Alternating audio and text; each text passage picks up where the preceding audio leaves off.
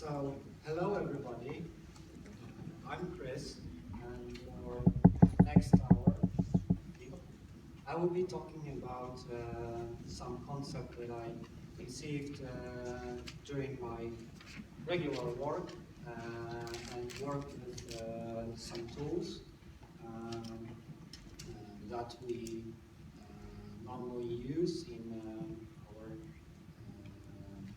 company for testing, and some ways of recreating the other tool that we also use, but we really want to have full control over. So, before I start, the mandatory self-presentation. So, I am a philosopher and developer in one person. I have 2 degrees. I am more of a developer than a philosopher right now. Over 10 years of experience in the field. Uh, Basically, right now I am CTO at Sushi, a small but international company with head office in Los Angeles. And I really like a clean code, a clean solution, and I'm also a big fan of code review and sharing the knowledge. So, what I'm going to talk about today is, as I mentioned, attempt to recreate some tool, and I will explain you the concept that I have in mind for that tool and for creating such solution. I will briefly talk about Docker because it's awesome, and everybody wants to put Docker everywhere. And also, I will explain you the whole idea behind the tool and give you some code samples and live demo about everything. So, the concept first. In our work, we encounter a tool called Ghost Inspector. It's really awesome, and it can be used by the people who are not very technical. Gives lots of options for automated testing, and it's mostly done for acceptance testing. So we have like different tools for unit testing and functional testing, and we have Ghost Inspector only for acceptance testing. It has great feature. It can record the video of each test. It can take a screenshots of the tests, but it's not open source. You cannot really take this solution, run your own instance, make anything other than Ghost Inspector people have thought about. On the other hand, we have Selenium. Selenium is also a great tool. It's open source. It's a great driver for handling the automated browsers, and really is like the industry standard. But by default, Selenium can only take a screenshot. It cannot take a whole video of this particular session. So there is also this new awesome thing that everybody is talking about. It's called Docker. So not to be an exception, I also have to talk about Docker a bit. So I found out that there is a Docker container that can run the Selenium driver, can run the full Chrome, and also can have the VNC server, and you can like VNC to that session, to that container, and have a preview of what's going on with the browser. So, if there was a way of recording that session, that would be very nice. So, spoiler alert, I have found it.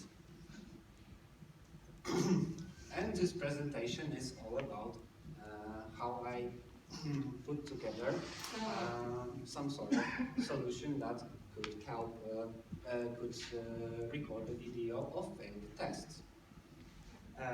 Also, I would be using codeception, which is awesome. I tend to overuse the word awesome because also the IT is awesome.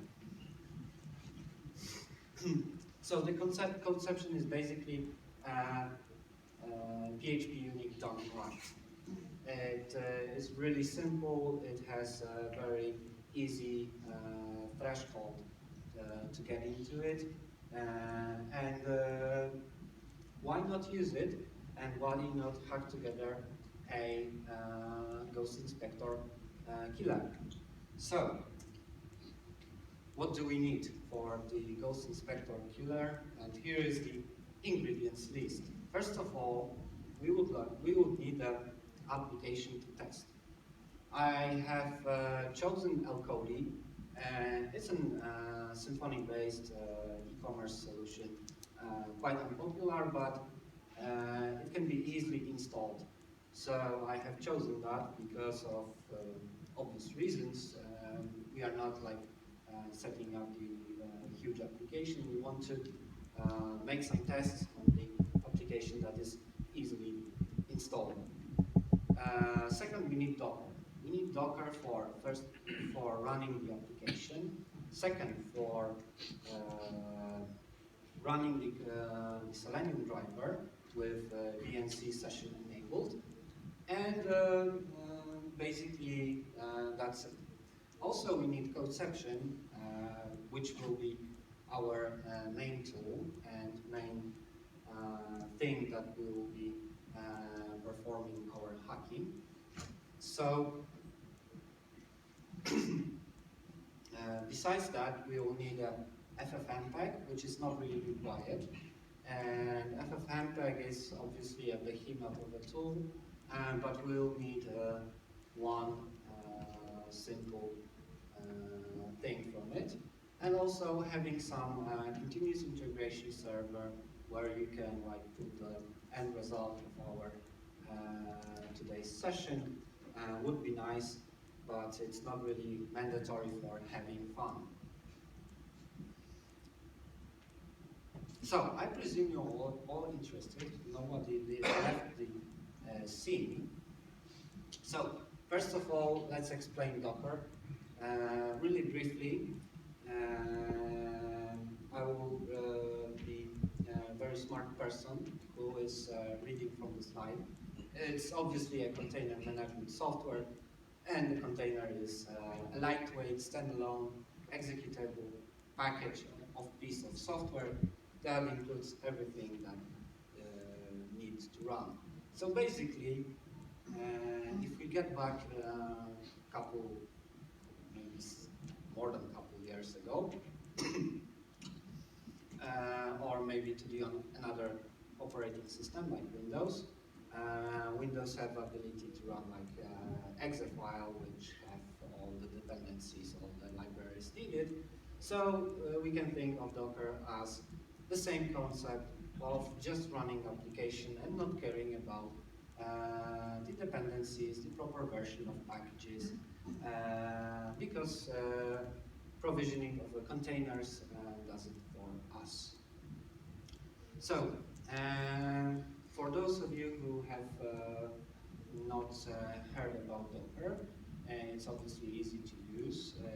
It's also easy to learn, and the hardest part of learning Docker is actually getting the concept that the container is not a VM. So it's not a virtual machine, and you have a quite different approach to containers than to virtual machines.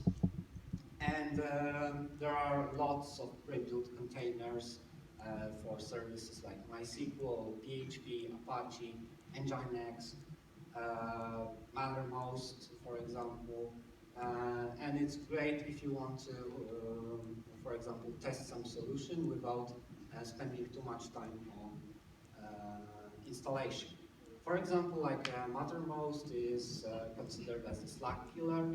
So in our company, we, for example, consider Mattermost, and I run the Mattermost in like 5 minutes. We tested it. We decided to stick to the Slack. But it was really fast. To make matters more easy for us, some developers created a project called Fig.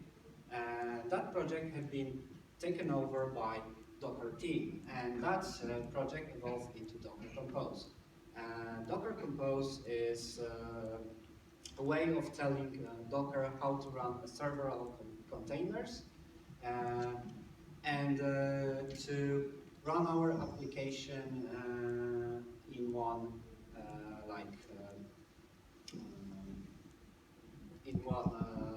from one file, I would say, without any problems and having to manually run each container.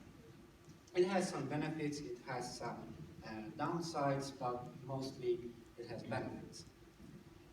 And as I already said, it makes using Docker even more easy. And it's a great tool for sharing development environments between the team, because once containers are built, they will be built the same way on another person machine. And there are also other possibilities of sharing containers directly. And it uses YAML as a configuration, so there are no problems with sharing this file, putting it into the repository and understanding it. Okay, next we have a codeception. Codeception, as I already told, is a testing framework. It originated as acceptance testing framework, which gave a really nice and neat interface for handling Selenium. As you will see, it's quite easy to understand and quite easy to start writing tests in codeception, because it's quite intuitive and it's very close to natural language. As I said, it originated as acceptance testing, but you can do functional testing and unit testing with codeception, because codeception is also a wrapper around PHP unit.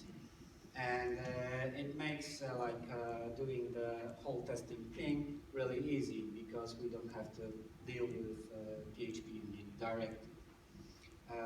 Also, by default, it uses Selenium as a web driver, so we can run the real browser and do the tests in real browser.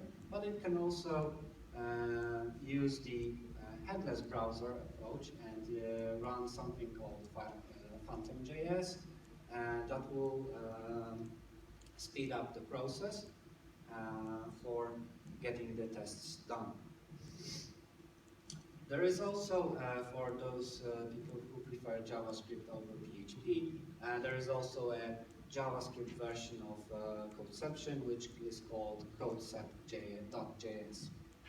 And as you will see, it's really quite easily extendable and easily hackable. And obviously, it uses Symfony components, which is a great advantage, as you will also see. Okay, so now the interesting part. The interesting part is how we actually will grab the videos. Because we have everything for now. We have a testing framework, we have a way to manage the browser, we have some sort of application, but how we record the video? There is a tool called VNC to FLV. This tool is quite outdated, but it works, or I should say it still works. This tool binds to the server, VNC server, records the session, and saves it to FLV format. Hands up for everybody who knows FLV format. Okay, quite a few. So, for those who did not raise their hands, it's an outdated format used by something called Flash. It stands for actually Flash video, and it was primarily used by YouTube in early days. So this tool is actually written in Python, and it's sadly not maintained anymore. The last version of that software had been published in 2010 or 2011. My memory can be fuzzy here. Also,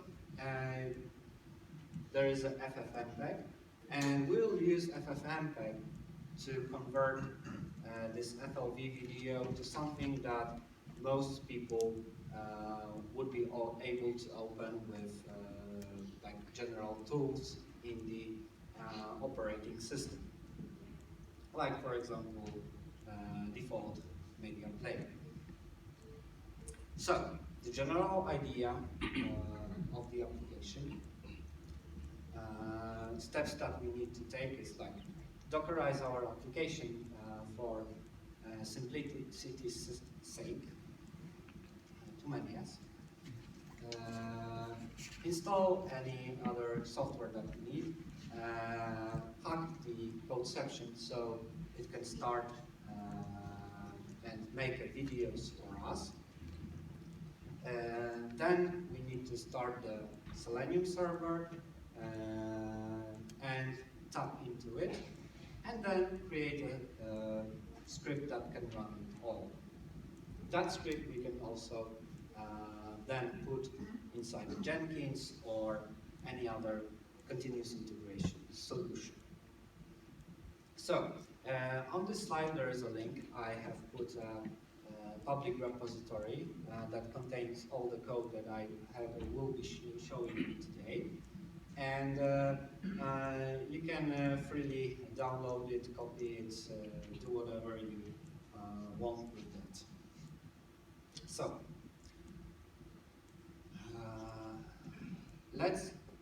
yes? The codeception also support like the native browsers apart from headless browsers as well. Yes. And you said that it supports like FFmpeg. So we have, for example, Chrome, which like we can also use the headless Chrome with yes. that. So well, basically, codeception is a general tool and framework. You can write your own driver for any kind of solution that you want. So it actually depends. For example, I know that it's out of the box. It supports native browsers like Chrome and Firefox, and FFmpeg as well. So we'll now Dockerize our application. I will show you how I made our example application into Docker container, and I will just show you some interesting parts of this process, and rest of this we can talk during the break, or you can contact me later. On the last slide there will be contact information for me to me. So let's begin into the Docker configuration.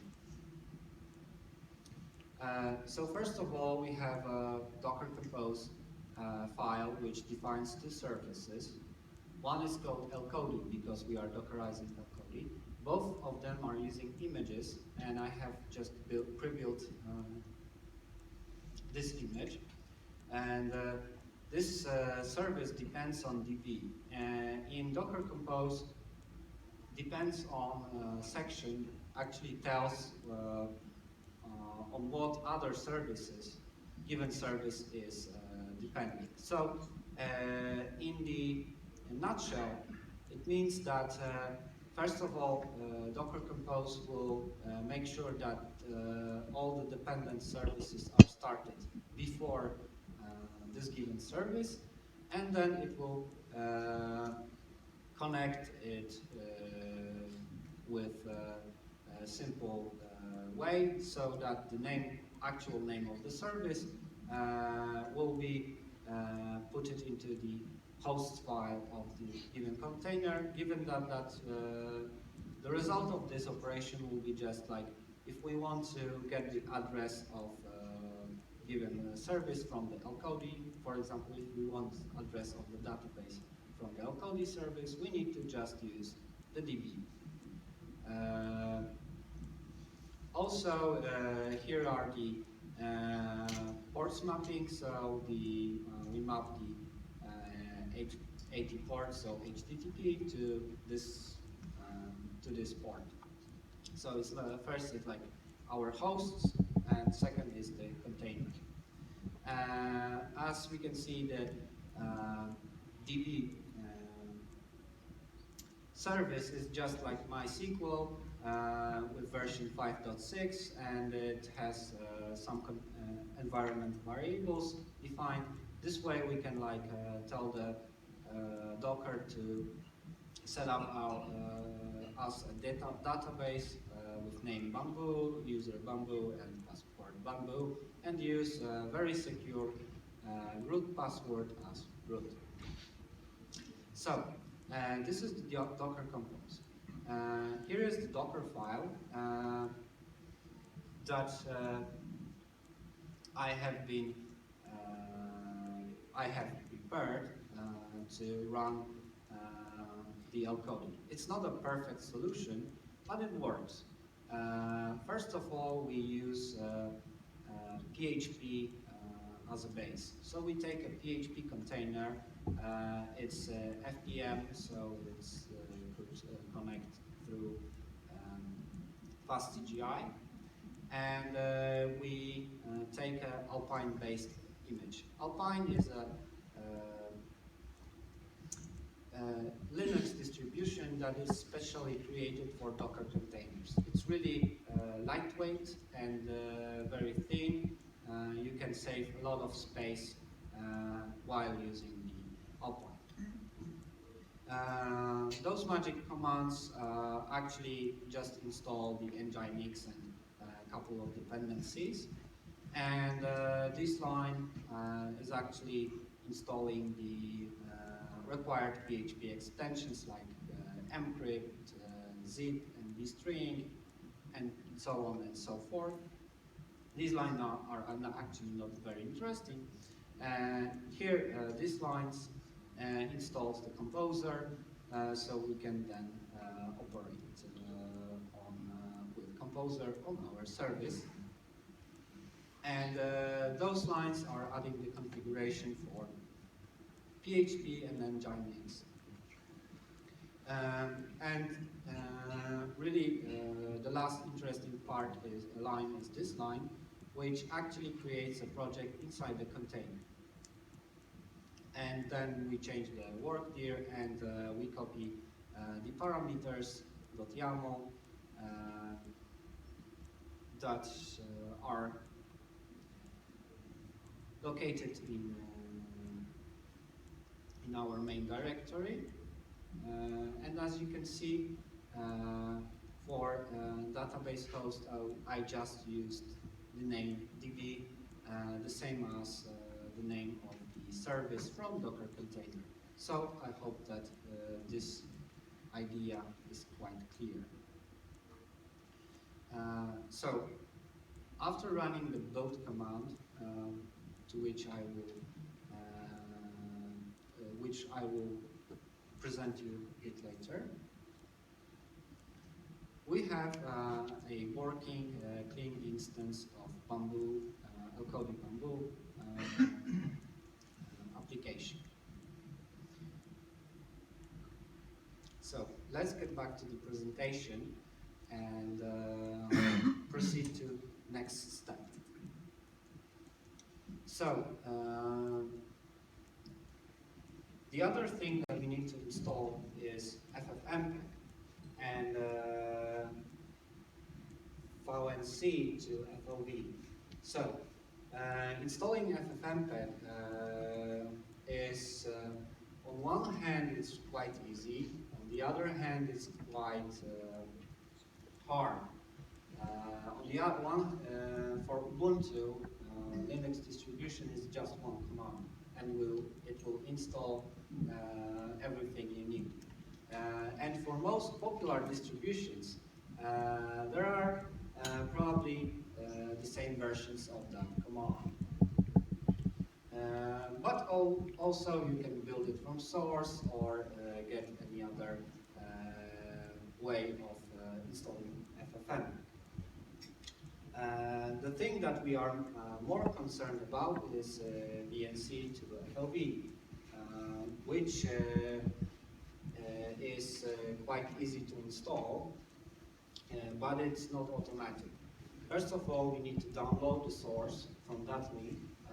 On the repository that I posted, I also included this source code for VNC to FLV. We need to extract it and run sudo python setup.py install. After running that, if there are no errors and I wasn't able to trigger any, we have a VNC to FLV installed. And we can verify that by running a command called vlc rec. So let's move on to the other part of our solution. We need to create a helper for codeception. This helper will take will do a couple things for us. First of all, it will start the recording session before each test starts. Then it will decide whether test failed or if it succeeded. If it succeeded, it will remove the video, as we don't want to have a video of working test. We only want to know what's going on wrong. So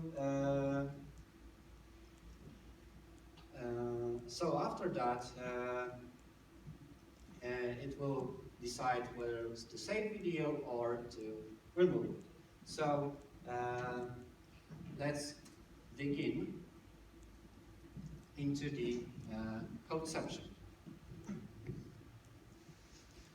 By default, when you run the command that creates a base test for base test suite for codeception, you will get a underscore support directory. In that directory, you will have an auto-generated helper class that will be named after the suite that you created. I created the suite that is named acceptance because we are doing the acceptance testing. So let's analyze this one. I've already taken the liberty to create all the code here, and I will go through it right now. So basically, this class extends codeception module. With that class, we can hook into some actions. For example, we can hook into before, and before will be run before each test. But maybe before digging right into this, let's have a look at the test itself.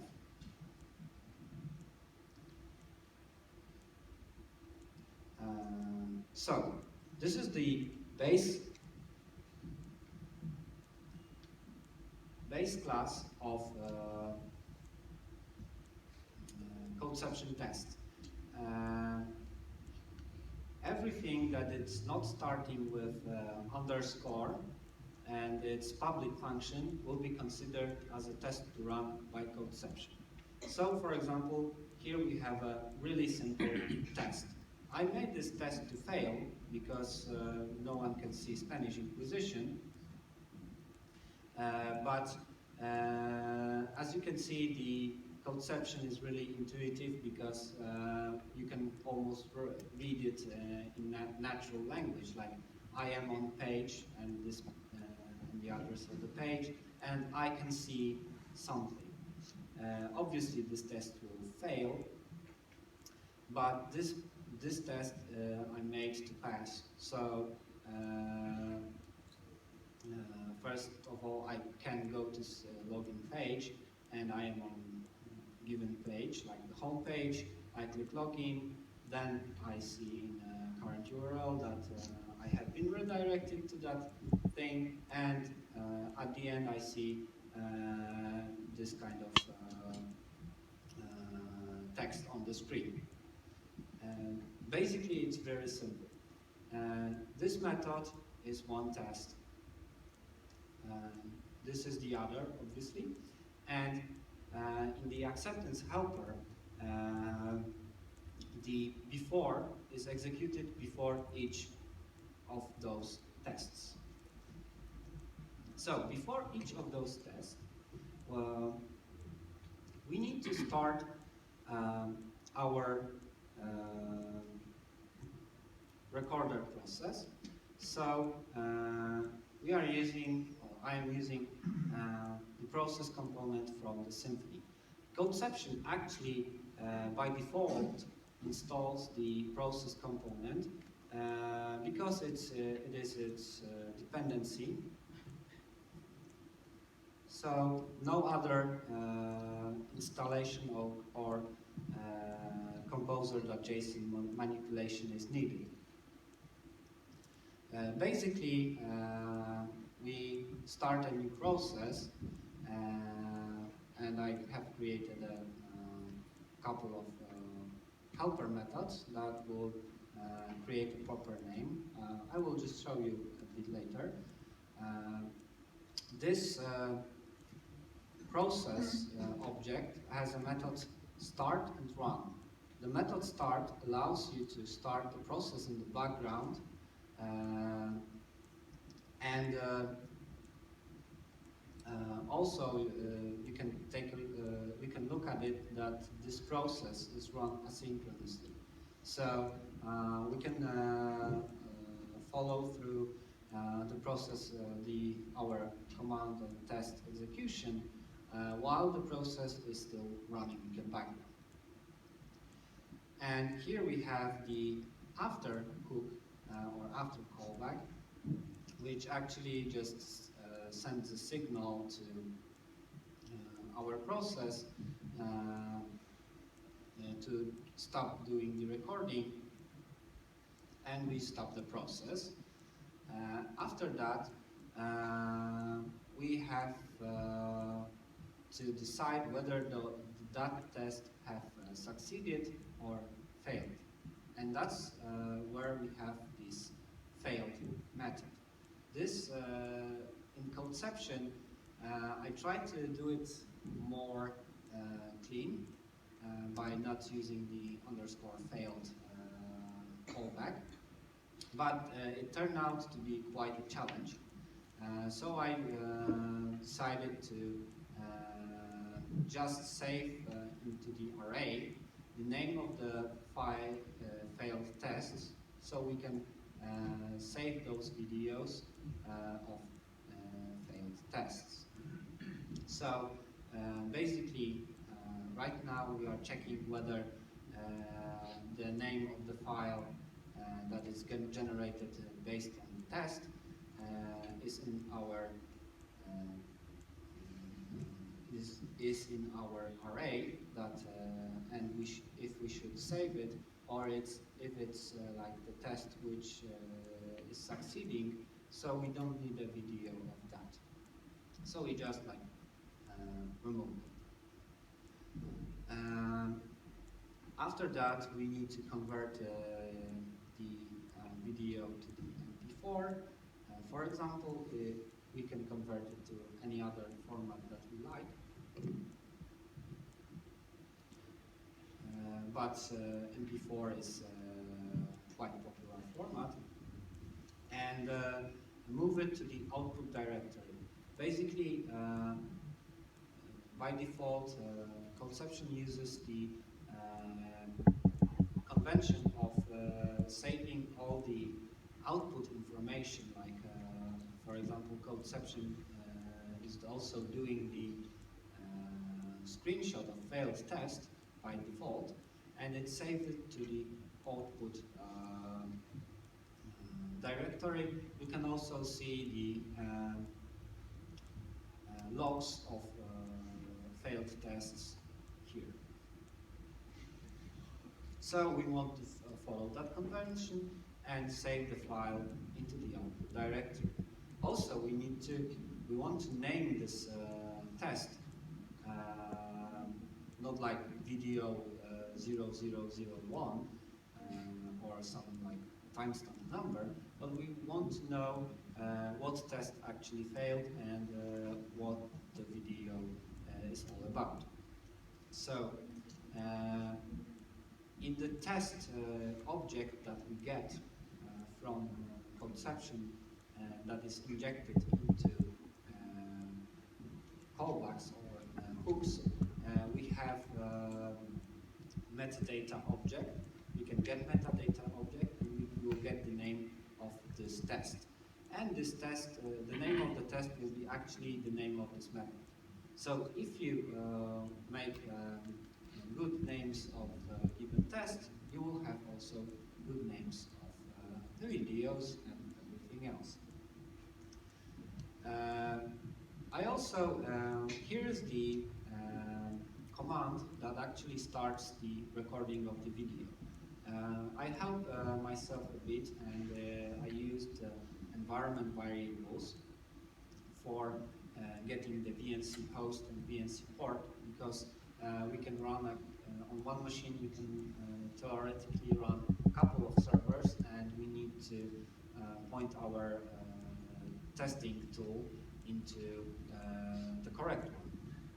So that's why we use this form of configuration. Also, by default, and it's really impossible to turn off without rebuilding the container or using the container that is custom made. The Selenium container with VNC server is password protected. So we need to store the password in the pwd file, which is actually storing the name, the password in plain text, and we need to pass it to the FLVREC. So here's the FLVREC command, and -o parameter is for output video path. Capital P is for PVD file, which contains the password for the VNC server, and the other arguments are host and port. And here we have like a simple sprintf, which puts it together, and we can have nice and clean before method.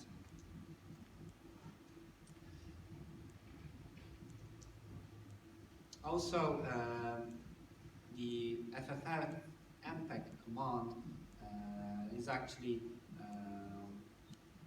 this long, and it is taking a few parameters, the input video and the output video. And as you can see, I'm just like outputting the converted MP4 into the underscore output directory using our convention of naming things and so on and so forth.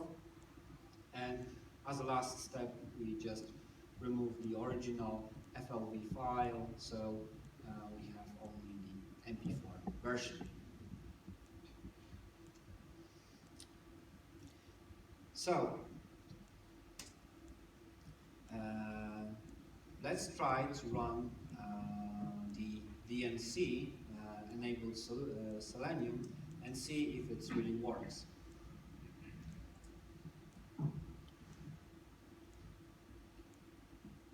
I have prepared myself a command that hopefully will run right now, and I'm using a Remina client, and I have already put the configuration needed. And as you can see, we can connect to something. You see it's Ubuntu logo, and we have something that looks like very basic Ubuntu, and it's connecting to the Docker. Okay, let's for now let's stop this process and get back to the presentation. So the last step of this presentation would be to create a script that can run everything, and that will be the our live demo of given feature. So let's not waste time and dig again into the source. Basically, the script is very simple.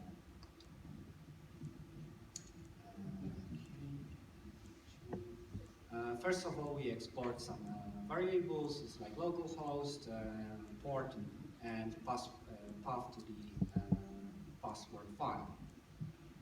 Then we make sure that all the dependencies of the codeception are installed, and then we run the Selenium container.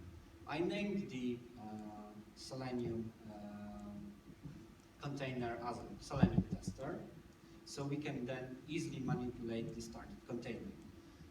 Then we use Docker Compose to run our LCOD application.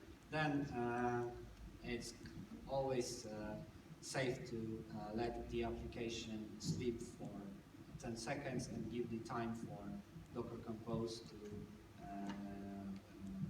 run all the services that it's needed.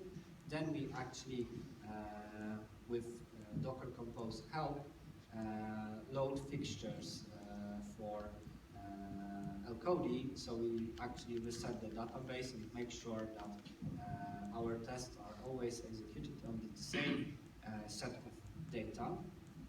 Basically, you can make any kind of commands here. This is the one for example. Then we run our codeception, and after the codeception is finished, we stop our Docker Compose, and we stop Selenium tester and remove that container. Other helpful commands in this file are, this is the command that I used to build the LCOD Docker image. If you rebuild the LCOD image, you need to also remove all the containers in the Docker Compose by using Docker Compose down, and then you can up it again. And here's an excerpt from the codeception documentation, how you can generate another test for our suit. Our suit is acceptance, and I generated the registered test, As you can see, here is the test class, and it's really only the empty file. So I think now is demo time. So let's hope that it will be a stunning success. First of all, let's go to using my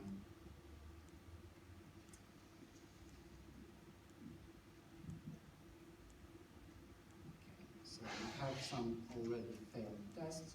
Let's delete that and make sure that codeception actually generates the test video, and let's see if it works.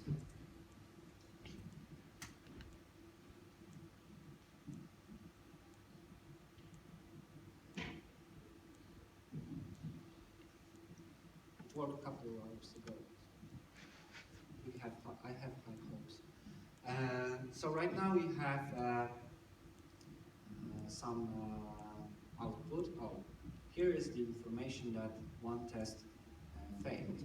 Also, as I mentioned about before, codeception is making a few things for us, and it's telling us about it. Like it's making a screenshot for us, but we also need a video. So let's see. Okay, so I deleted this file, and now it's generated again. So let's preview our awesome testing capability. So the test was really simple. It just looked for one phrase on the screen, and it did not find it. So this is the video.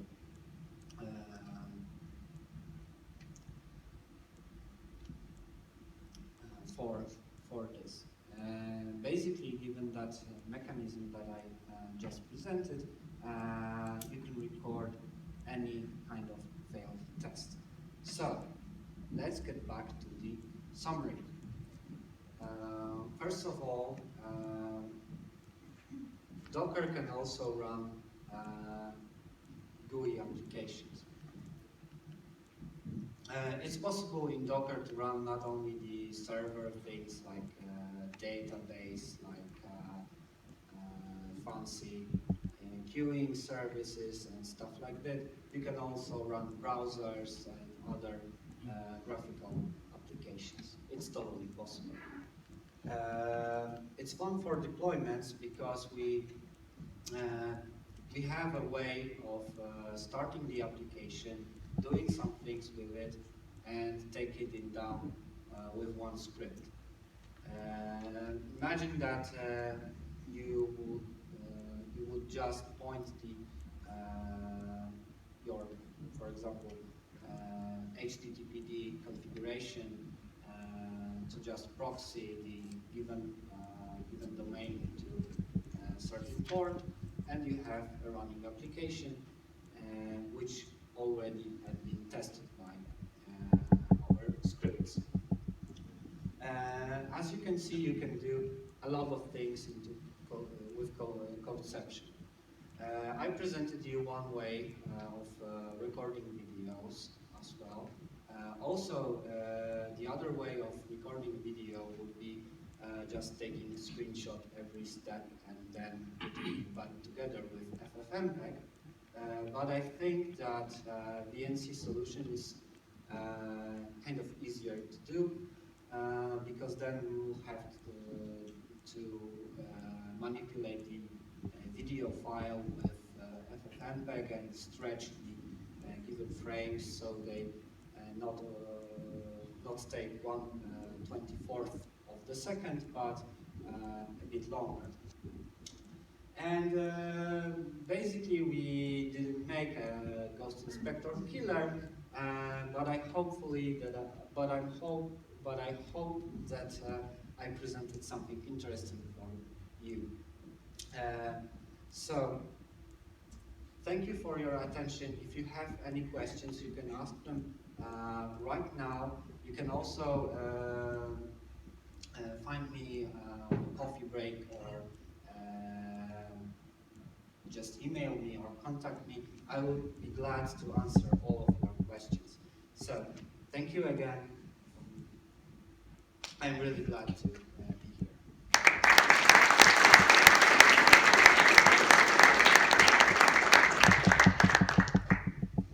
Yes, please. Many times you mentioned that codeception is hackable, it's easy to hack codeception. Why do you say hack?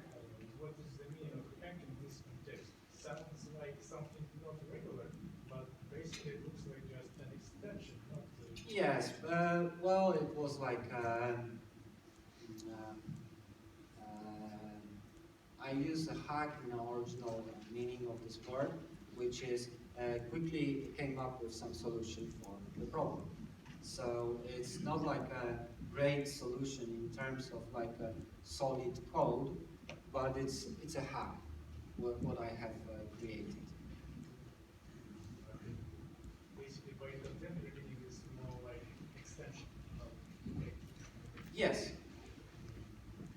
Yes, but it's like hack is also hack will is like cooler name. Yes, please. I have seen you have installed the VNC server and FFmpeg manuals on which the local host or directly on the PHP container. Okay, so you are asking about how I installed the VNC server. Yes, we are. I did not install it. It came with the, let me get back to my presentation. It's here. This command will run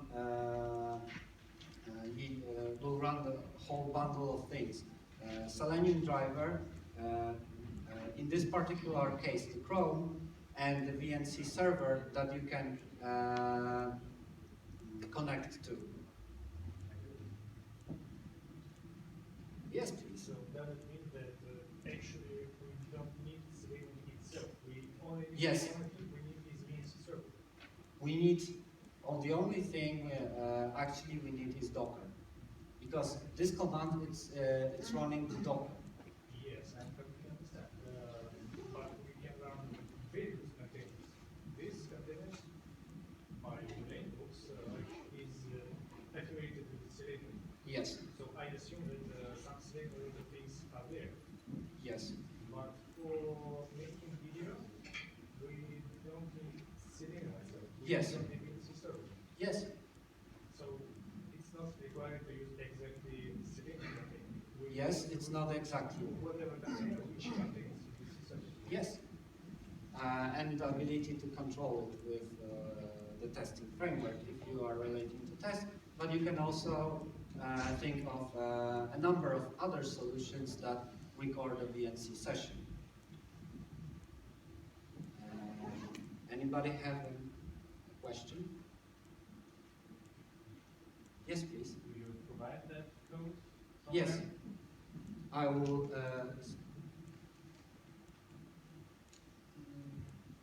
Here is the link. Those slides will be also available on my speaker next, so everybody can a bit later take this code. Yes, please. Another question, in this example, where actually the convert from FOV to MP4 occurred inside the container with the application? Actually, no. Inside on local machine, because it was. It is possible, of course, but it's really hard to make a clean approach to creating an FFmpeg inside the container that has access to the file system of another container. Did you make a test or it Yes, but for sake of the length of the presentation, I decided to keep it shorter.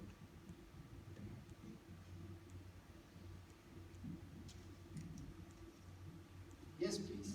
I guess there was also a point about the interaction with CI, but looks like was not discussed. Well, basically everybody has its own favorite CI, and at the end I presented a script. This script is actually, you can take this into your favorite CI, put it there, and it will run the test and it will trigger whenever it's possible.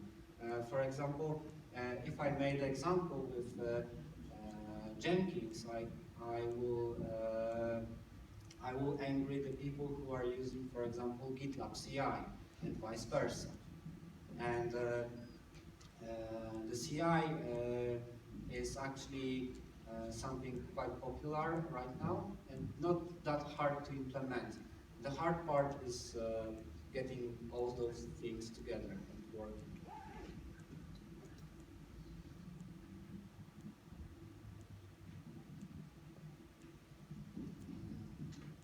So do you have any more questions? If not, thank you again. I was glad to present you this piece of knowledge, and